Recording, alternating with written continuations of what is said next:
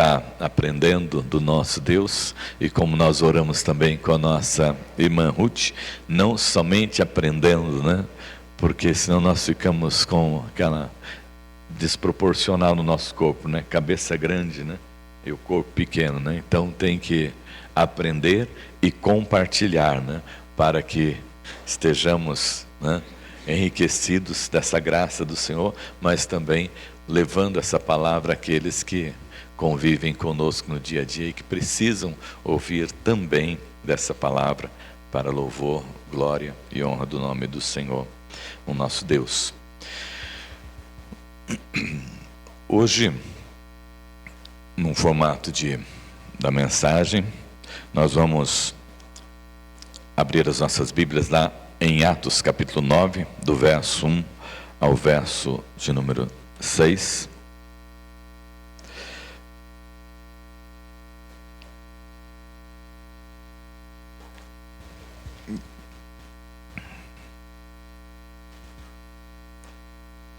Atos 9, de 1 ao 6.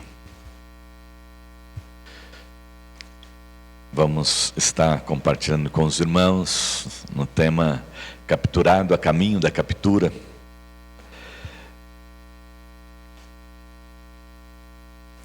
Capturado a caminho da captura, Atos 9, de 1 a 6, diz assim: Enquanto isso, Saulo, motivado pela ânsia de matar os discípulos do Senhor, procurou o sumo sacerdote, pediu cartas para as sinagogas em Damasco, solicitando que cooperassem com a prisão de todos os seguidores do caminho, homens e mulheres, que ali encontrasse, para levá-los como prisioneiros a Jerusalém.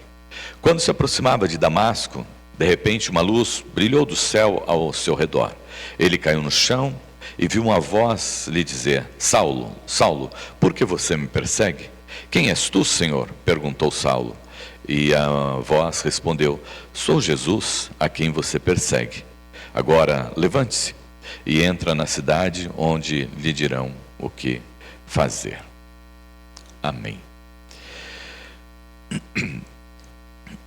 Na galeria da história da igreja é repleta de homens, né, e de mulheres que foram profundamente transformados pelo poder de Deus.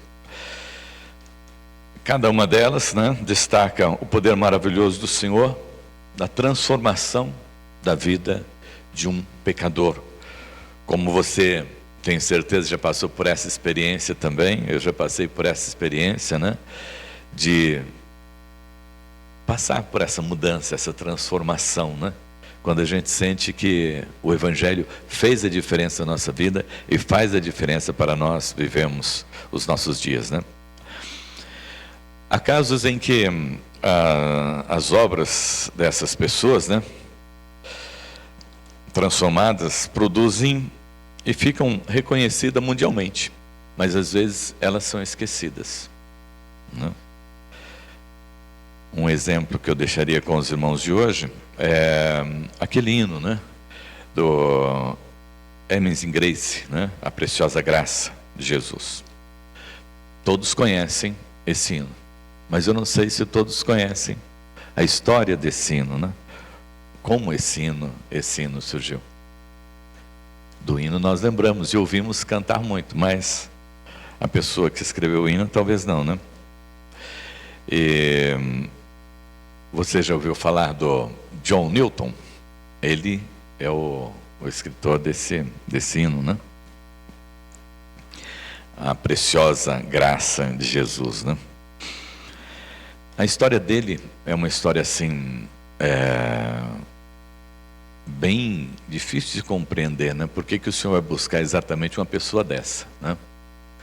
Mas é aí que a gente vai entender também como que o Senhor foi buscar o apóstolo Paulo, né? E é para a gente observar exatamente o seguinte, né? Até aqui ele viveu desse jeito porque ele não conhecia o Evangelho. Mas a partir daqui ele viveu dessa forma porque ele conheceu o Evangelho. Então existe na vida da pessoa um diferencial, né? Olha, ele agia assim, agora ele é diferente.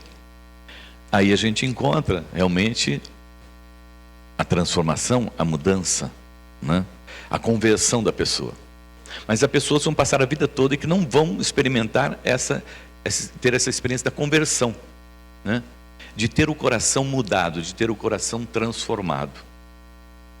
De que até um período de tempo você agiu de um jeito, mas depois daquele período de tempo você agiu de outra forma, ou age de outra forma, né? No caso aqui, né, do John Newton, né? Ele foi para os mares, e como a maioria dos marinheiros do seu tempo, né, ele viveu uma vida de rebeldia e libertinagem. Viveu aí no mundão mesmo, né? Durante vários anos. Ele trabalhou nos navios, né, negreiros, capturando escravos para vender nos donos de plantação, né, do Novo Mundo, no caso, as Américas, né? Newton foi tão fundo, né, nesse buraco do pecado aí e da miséria pessoal, que a certa altura de sua vida, né, ele mesmo se tornou escravo de um dos navios. Até que um dia, ele, pela preciosa graça de Cristo Jesus, né, tudo muda na sua vida. Seu pai mandou alguém procurá-lo para trazê-lo de volta, e ele teve um encontro com Cristo Jesus. Durante uma tempestade, né, assustadora em alto mar, e juntamente com aquilo que ele já conhecia e o que ele estava lendo, ele teve um encontro com o Senhor, o nosso Deus, e se tornou um grande líder do movimento cristão na Inglaterra no século XVIII, ao lado de homens como John e Charles Wesley, né? Ele foi ordenado ao ministério da palavra. Uma vez infiel e libertino, sobre o seu túmulo, né, ele pediu para escrever um texto. Ordenado ao ministério da palavra, uma vez infiel e libertino, servo do Senhor de escravos na África, foi pela rica misericórdia de nosso Senhor e Salvador Jesus Cristo, preservado, restaurado, perdoado e nomeado para pregar a fé que ele tinha se esforçado por muito tempo a destruir. E ele escreveu esse hino, né, tão cantado na igreja. Isso nós vamos observar John Newton, apóstolo Paulo. Se nós olharmos lá para o Hebreus, capítulo de número 11, na galeria dos homens da fé, vamos ver ali pessoas também como nós, mas que foram também transformadas pelo poder do Evangelho. Mas eu gostaria hoje que nós olhássemos aqui para esta vida, a vida do apóstolo Paulo, né? Como ele teve esse encontro, como isso aconteceu, quem era ele, né? E o que ele se tornou. Eu creio que o apóstolo Paulo é uma figura assim fundamental no Novo Testamento, né? Ele escreveu todas as cartas pastorais. No Novo Testamento, eu creio que a conversão dele é um dos fatos mais importantes ali acontecido na igreja primitiva. Fora a sua conversão, eu creio que seria a descida do Espírito Santo sobre a igreja. E a conversão dele marcou tanto, né, que todas as vezes que ele teve que se pronunciar, ele deu o seu testemunho. E Lucas registrou o seu testemunho 3 vezes, né? Lá em Atos, capítulo 9, né? Depois no capítulo 22, depois no capítulo de número 26. Então, de forma que alguém que tenha assim, uma presença marcante no livro de Atos dos Apóstolos e também na igreja primitiva.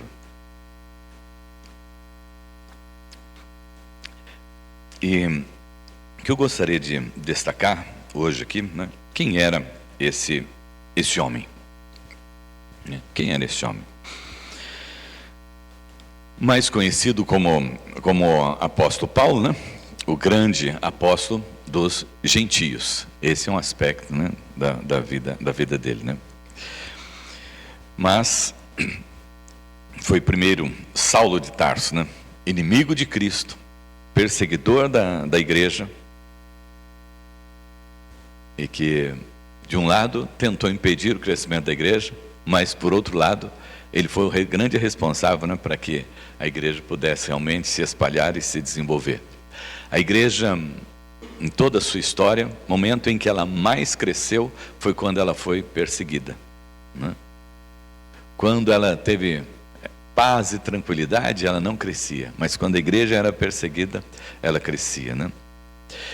O local de nascimento do apóstolo Paulo, né? Ele nasceu em Tarso, lá em Atos 21:39, né? Cidade importante ali, né? Próximo da Ásia Menor e da Síria, não muito longe de Antioquia, né? Porque ali estavam localizações tão importantes. Porque será que ele nasceu por ali, né? Paulo revela que ele cresceu ao lado de duas das maiores universidades do mundo romano, Atenas e Alexandria.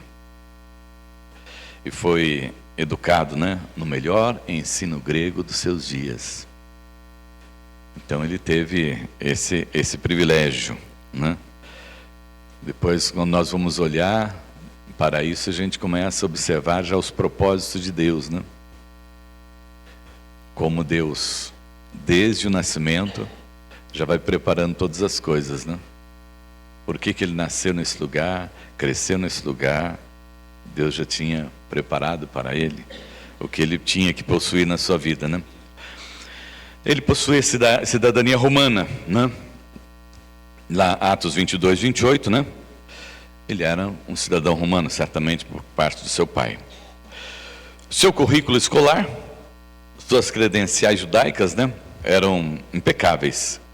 Com o pai, antes dele, Saulo era fariseu, da tribo de Benjamim, hebreu de hebreu, né? Lá em Atos 23, versículo 6, e Filipenses 3, de 4 a 9, ele fala isso.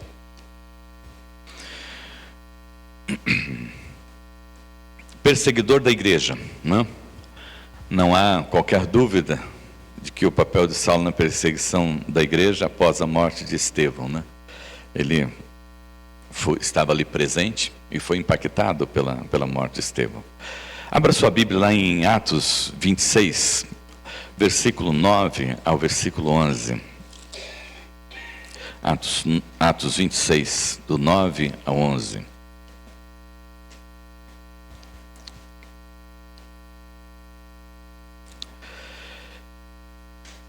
Ele fala a respeito do seu papel maligno de perseguidor da igreja, né? E ele diz assim: eu costumava pensar que era minha obrigação empenhar-me em me opor ao nome de Jesus, o Nazareno. Então esse era o pensamento que tomava conta da mente do apóstolo Paulo. Ele diz, eu costumava pensar, né, que era minha obrigação empenhar-me em me opor ao nome de Jesus, o Nazareno. Foi exatamente o que fiz em Jerusalém. Com a autorização dos principais sacerdotes, fui responsável pela prisão de muitos dentre o povo santo. E eu votava contra eles quando eram condenados à morte. Muitas vezes providenciei que fossem castigados nas sinagogas, a fim de obrigá-los a blasfemar. Eu me opunha a eles com tanta violência que os perseguia até as cidades estrangeiras. Nós vemos então,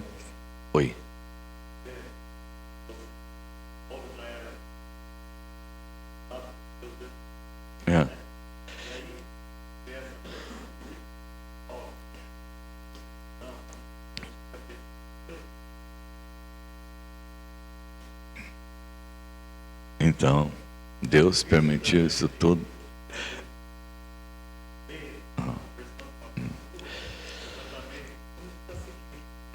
Sim.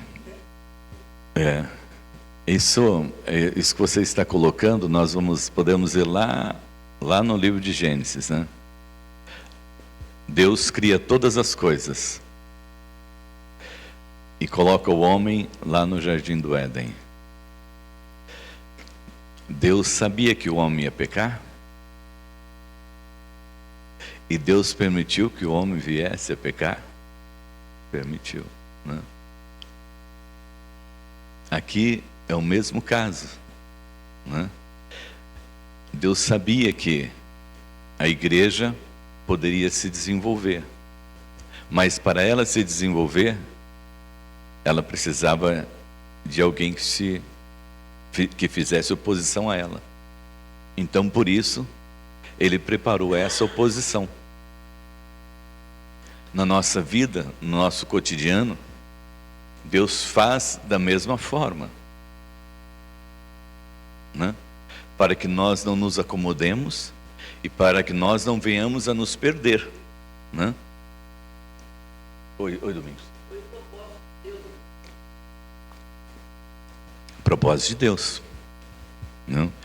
Se nós olharmos para a vida dos homens lá da galeria, né, em Hebreus 11, nós vamos ver que todos eles, né, passaram por momentos difíceis. Por que precisar passar por esses momentos difíceis, né?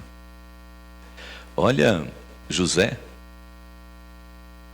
você ser, né, vendido pelos irmãos, colocado como escravo, né? Mas ele precisava passar por isso, né, para que ele pudesse se tornar o governador do Egito, porque Deus estava nos planos de Deus exatamente usá-lo no Egito para aquele período de fome que estava para chegar, né? E aqui Deus prepara exatamente alguém, inclusive todos esses dotes, né, aqui do apóstolo Paulo, foi Deus preparando para que ele pudesse realmente, né, fazer o que ele fez. Ele precisava ter dupla cidadania, né? Porque no momento da perseguição ele seria beneficiado por causa dessa dupla cidadania que ele tinha.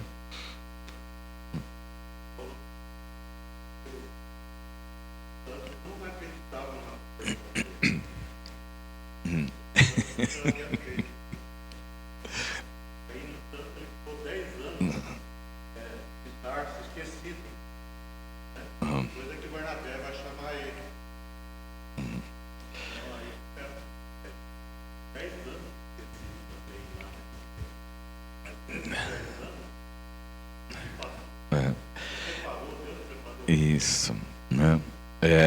Aí até esse termo que você usa aí, né? Os 10 anos que ele ficou esquecido, né? Para nós é um esquecimento, né? Para nós é um esquecimento. Para Deus é um tempo de preparação, é um tempo de tratamento, né? Isso acontece conosco na igreja também. Às vezes as pessoas até se revoltam, né? Tem uns que ficam até revoltados, né? Por quê? Por que não sou eu agora? Por que eu não vou agora, né? Eu queria que fosse eu agora, eu queria estar lá, eu queria ocupar esse lugar, eu queria ser isso, eu queria ser aquilo. Você só vai ser alguma coisa, ou vai exercer algum ministério na igreja, a hora que Deus decidir que você vai. Antes disso, você vai ficar no banco mesmo. Também ficou esquecido lá dentro da prisão. Ficou esquecido lá dentro da prisão, porque os dois que ele revelou os sonhos saíram, né? E ele ficou lá. Imagina o que pode ter passado pela cabeça dele nesse tempo, né? Mas era necessário. Então, observemos, irmãos, que esse Saulo, esse Paulo, né, nessa vida que ele teve, estava tudo dentro dos propósitos de Deus. Lá em Atos 9, o versículo 1 e 2, diz assim: enquanto isso, Saulo, motivado pela ânsia de matar os discípulos do Senhor, procurou o sumo sacerdote. Motivado pela ânsia de matar os discípulos. Eu não sei como é que está a sua tradução aí. Ameaças de morte, numa outra tradução, né? Mas ele... respirando ameaças de morte, né? Motivado pela ânsia de matar os discípulos do Senhor, ele procura, né? E pede cartas para ir às sinagogas de Damasco, solicitando que cooperassem com a prisão de todos os seguidores do caminho, homens e mulheres que ali encontrasse, para levá-los prisioneiros para Jerusalém. Ele estava realmente com uma linguagem hoje, estava com sangue nos olhos, né? Damasco, né, antiga capital da Síria, ele tinha uma enorme população judaica, né? E nós sabemos que, pela história do massacre, de 10 a 20 mil judeus, 66 anos depois de Cristo, né? Na época, a perseguição deveria ser ali, firme em cima daquelas sinagogas que deveriam existir ali. Então ele estava realmente decidido a abater alguns cristãos. Mas Deus, nos seus planos, Deus, no seu projeto, vai capturar Saulo antes que ele capture esses irmãos, né? E no caminho de Damasco, ele tem ali o seu encontro com Cristo Jesus, né? E ele se sente alcançado pela graça de Deus. Isso é muito interessante para nós, quando nós ouvimos John Newton, né? E agora ouvir Paulo lá em Filipenses 3, o versículo 12. Abra sua Bíblia, Filipenses 3, verso 12.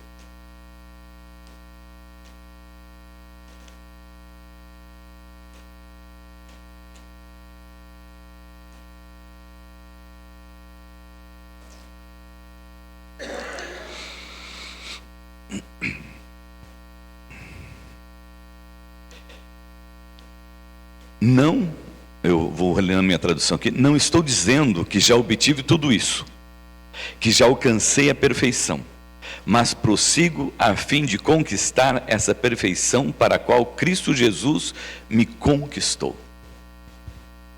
Ele reconhece que ele foi alcançado pela graça do Senhor nosso Deus, né? Ele reconhece que ele foi alcançado pela graça do Senhor nosso Deus. Mas eu não alcancei a perfeição ainda, mas eu prossigo a fim de conquistar essa perfeição para a qual Jesus me conquistou.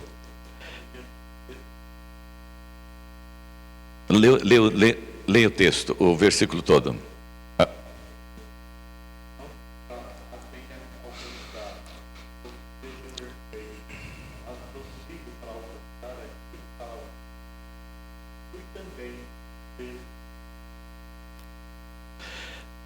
Também me sinto agora preso por Cristo Jesus, né? Seguro ali, capturado, né? Vamos até capturado por Cristo Jesus, né? E a partir daquele momento, desse encontro, ele tem a sua vida transformada e não mais foi o mesmo, né? E depois sobre essa questão da graça pela qual ele foi alcançado, abra lá em 1 Timóteo, capítulo 1, verso 12 a 17. 1 Timóteo 1, do 12 ao 17.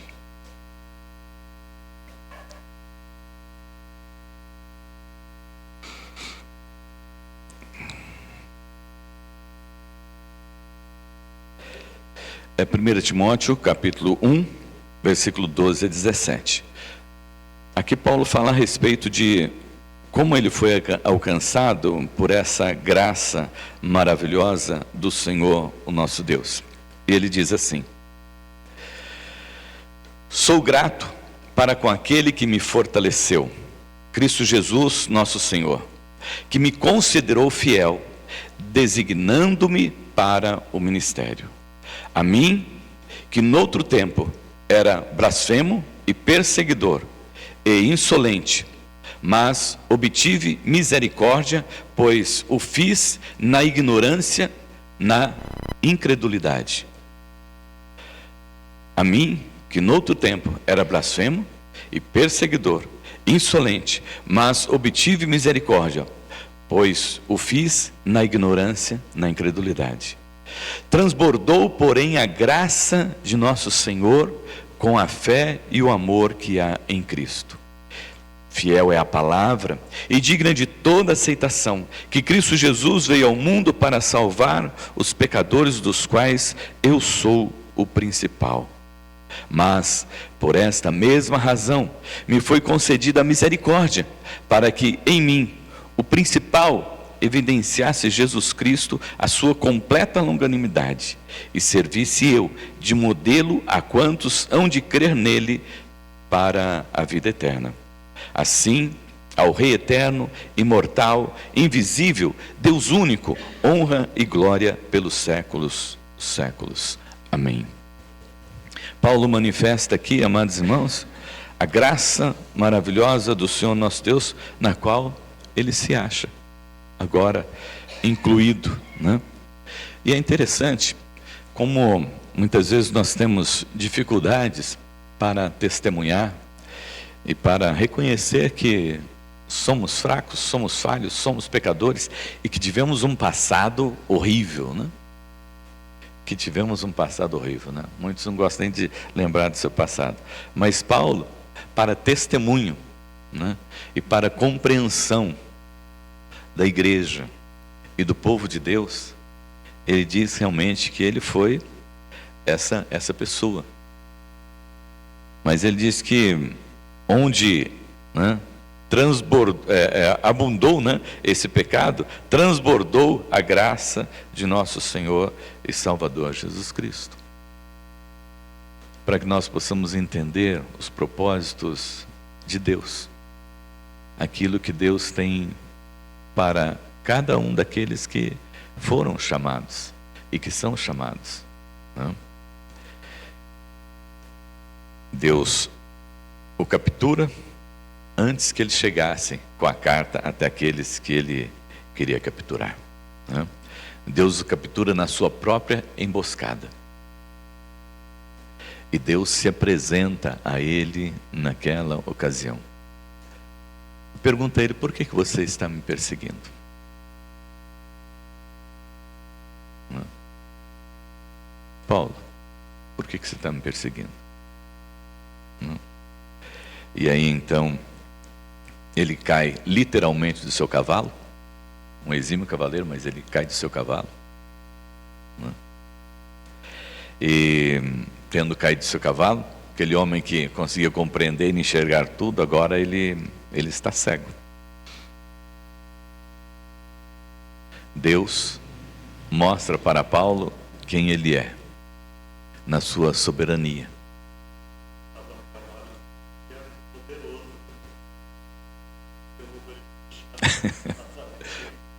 Primeiro, para ele reconhecer, né? Primeiro, né, que ele é um exímio cavaleiro, né, que ele é um soldado reconhecido, mas que diante do Senhor nosso Deus não tem para ninguém, ele está ali no chão. Aquilo que ele julgava enxergar, né, tão bem, e ver tão bem, compreender tão bem, que eram as leis, para ele colocar em prática e prender os cristãos, agora ele não enxerga nem um lado e nem o outro. Agora ele está cego. E aí então ele é conduzido para um momento todo especial na vida dele, né? Que é o momento dessa transformação. Ele ouviu a voz do sublime capitão e agora ele tem um novo comando para a sua vida, né? Eu gostaria de partir aqui para uma conclusão, olhando aqui para o nosso texto de Atos dos Apóstolos, nesse momento vivido pelo apóstolo Paulo nesse encontro, e ler novamente com os irmãos, porque eu gostaria de passar assim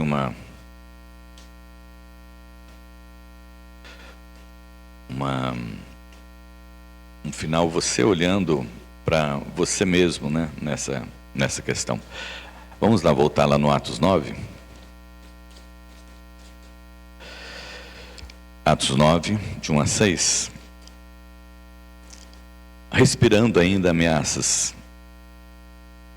e morte contra os discípulos do Senhor, dirigiu-se ao sumo sacerdote.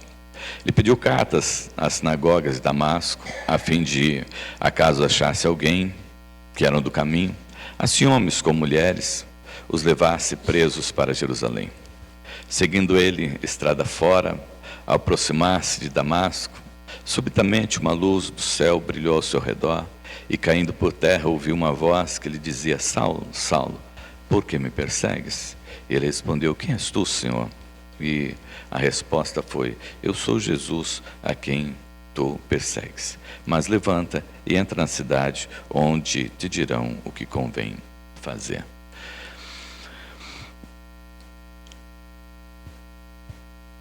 Paulo teve esse encontro aqui com o Senhor e passou por essa mudança.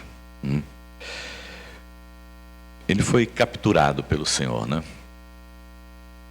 O profeta Jeremias, ele diz que seduzido fui, seduzido fiquei, e ele é meio revoltado com o Senhor, porque ele se sente enganado, porque ele foi chamado para uma missão, e uma missão de muito sofrimento e de muita dor, né? Paulo aqui, ele tem esse encontro com o Senhor, e a partir desse momento, aquilo que ele fazia com os cristãos, agora ele passa a sofrer. Ele passa a viver na sua própria carne esse sofrimento por amor ao Evangelho, né? Lá em Gálatas ele diz: já não sou eu mais quem vivo, é Cristo que vive em mim, e a vida que agora eu vivo é para a glória do nome do Senhor nosso Deus.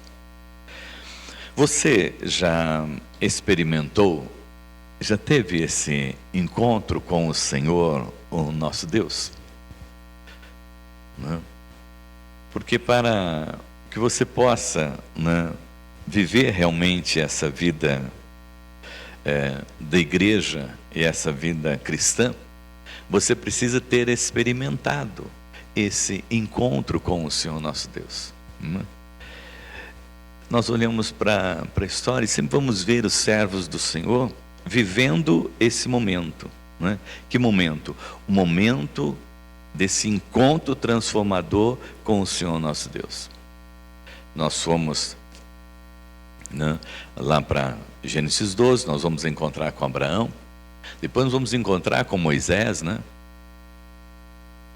para servir ao Senhor nosso Deus. Vamos ver Jacó, né? A Bíblia até diz que ele lutou até com Deus, né? O anjo do Senhor aparece ali, e Jacó até ele sai com uma marca desse encontro, né?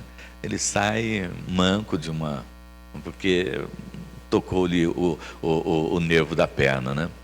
Poderia nem precisava dessa marca, mas teve por insistência dele, né?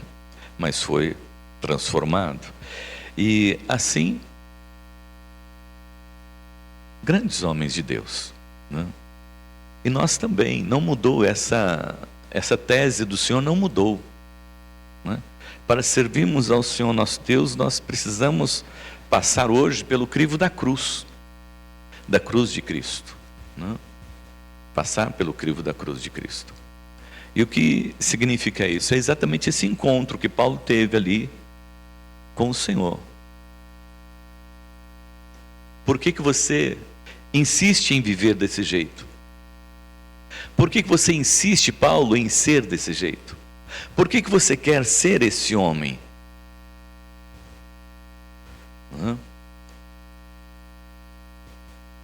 Por que o seu coração é dessa forma? Por que você não muda?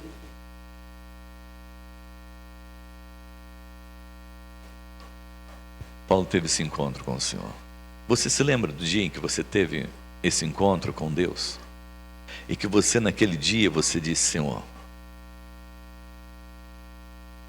hoje eu estou mudando de vida, porque o Senhor exige isso de mim. E porque realmente eu entendi que a sua graça me alcançou e que eu sou um miserável pecador e preciso viver de forma diferente. Eu não sei se você já passou por essa experiência, mas todos nós precisamos passar por essa experiência. E precisamos ter essa história para contar para as pessoas. Do seu testemunho, do dia em que você foi capturado também pelo Senhor, o nosso Deus, né? No momento em que você foi capturado pelo Senhor, o nosso Deus. O dia em que você decidiu, o dia que o Senhor derrubou você do cavalo. Mas você não estava montado no cavalo, né? Mas derrubou você de você mesmo, né? Do seu ego, de quem você pensa ser, de todo o seu conhecimento, de toda a sua sabedoria, né? E colocou você no seu nível, né? Ali, embaixo, de humildade, para compreender que a gente precisa começar a vida de novo. Jesus diz isso para Nicodemos: você precisa nascer de novo. Você precisa nascer de novo. Você precisa passar pelo novo nascimento. Você precisa de uma nova vida. Ah, mas eu vou voltar no ventre da minha mãe. Não, você precisa nascer, né, do Espírito. Você precisa nascer do Espírito. Para você poder se submeter à vontade de Deus, ao querer de Deus. Para que a sua carne se submeta a Deus. Para que a sua mente se submeta a Deus. Para que o seu ego, o seu eu se submeta a Deus.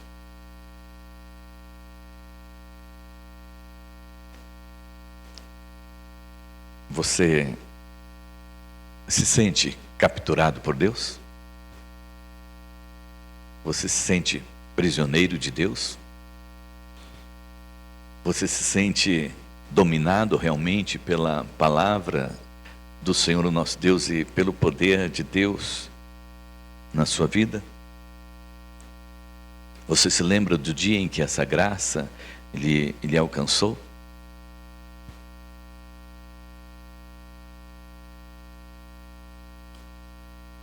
Vamos orar.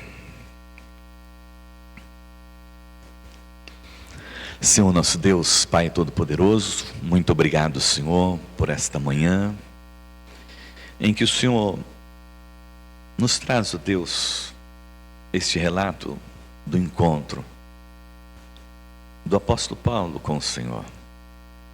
Aquele grande e glorioso dia da sua vida que lhe marcou pelo resto do seu ministério e do qual, Deus, ele testemunhou por 3 vezes,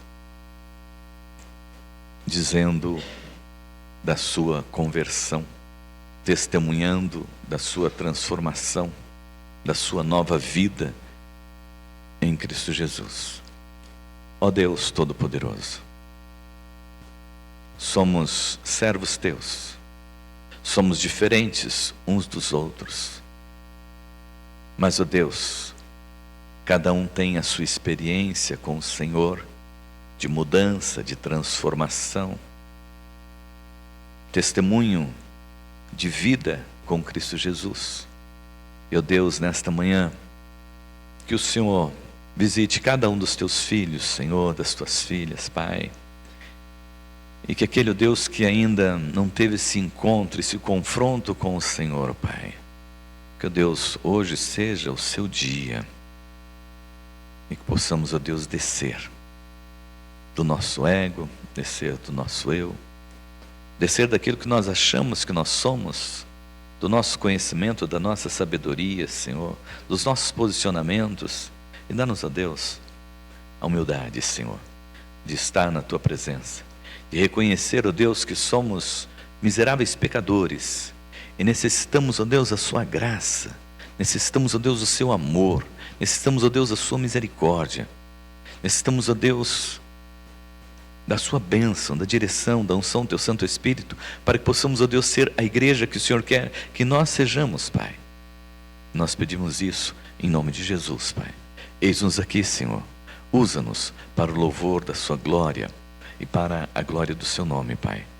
E que cada um que está aqui nesta manhã, Senhor, seja, ó Deus, um apóstolo Paulo, alguém alcançado pela sua graça, pelo seu amor, pela sua misericórdia.